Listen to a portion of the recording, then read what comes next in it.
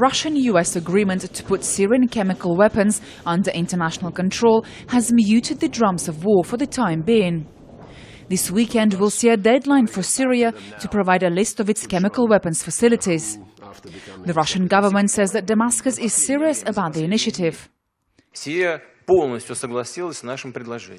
It seems that Syria agrees with our proposal and is ready to act according to the plan. I can't tell you that 100%. The process will be completed. But from what we have seen so far in the last couple of days, I think it is possible.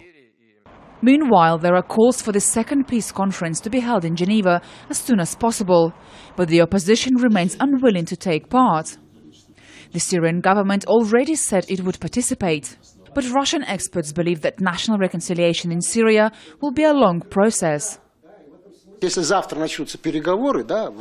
Even if peace talks start tomorrow, they will last a minimum of 3 years, but realistically it will take from 3 to 12 years. Such difficult conflicts are solved either when one side destroys the other or when a balance of power is established. Divisions remain between Moscow and Washington, as well as its allies.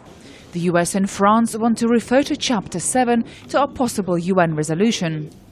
But Russia is categorically against it. Experts agree that Syrian people must decide their own future themselves. The opposition does not represent all Syrian people. When they abandon their ambitions that they will come to power with the help of France or the US, then we can't have a peace dialogue. Syria needs each of its citizens to build a new Syria.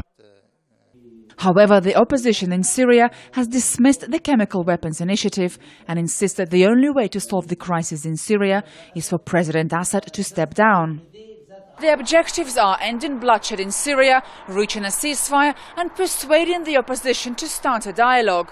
The Russian side has invited members of the Syrian National Coalition to visit Moscow for talks in an attempt to do that. Before Syrians can decide the future of their country, all sides must show readiness to negotiate. Julia Lipova, Press TV, Moscow.